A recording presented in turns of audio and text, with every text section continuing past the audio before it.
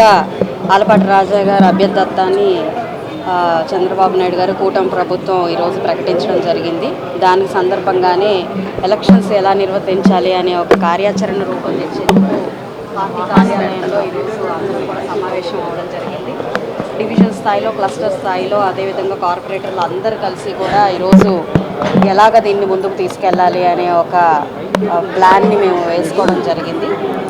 అయితే ఏ కూటమి నాయకులు అదేవిధంగా కార్యకర్తలు అయితే మొన్న జరిగిన అసెంబ్లీ ఎలక్షన్స్లో చాలా చక్కగా సమర్థవంతంగా ఎదుర్కొని ఎలక్షన్స్ని ఘన విజయాన్ని చేకూర్చారో అదేవిధంగా ఇప్పుడు రాబోయే ఎమ్మెల్సీ ఎలక్షన్స్లో కూడా ఎంత మన కూటమి ప్రభుత్వం రాష్ట్రంలో ఉన్నా కూడా దీన్ని అంత తేలిగ్గా తీసుకోకూడదు అని భావిస్తూ చాలా సమర్థవంతంగా మంచి రిజల్ట్ని ఎమ్మెల్సీ గారికి కూడా తీసుకురావాలి అని చెప్పి ఈరోజు అందరం నిర్ణయం తీసుకోవడం జరిగింది. దానికి సంబంధించే ప్రతి ఒక్కరూ కూడా వారి డివిజన్ స్థాయిలో మంచి మెజారిటీతో వారు ముందుకు వస్తారు. అదే ఎన్రోల్మెంట్ రూపంలోనే వారు ఎన్ని ఎన్రోల్మెంట్స్ చేపించారు అనే దాని మీద దృష్టి పెట్టి ఈరోజు విజయాన్ని తీసుకొస్తారు అని చెప్పి మేము కూడా ఆశాభావం వ్యక్తం చేస్తున్నాము.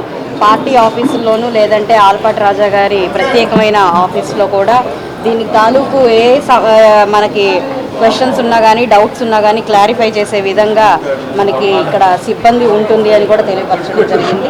సో ఈ ఎలక్షన్స్ని చాలా సమర్థవంతంగా ఎదుర్కొని మంచి రిజల్ట్ని రావాలి అని చెప్పి కూడా తీసుకురావాలి అని చెప్పి కూడా మేము అందరం ఆకాంక్షిస్తున్నాము. చంద్రబాబు నాయుడు గారి నిర్ణయాన్ని కర్తలమకంగా మేము భావిస్తూ మంచి ఘన విజయాన్ని రాజా గారికి అందజేసే ప్రయత్నం మేము 100% చేస్తాం.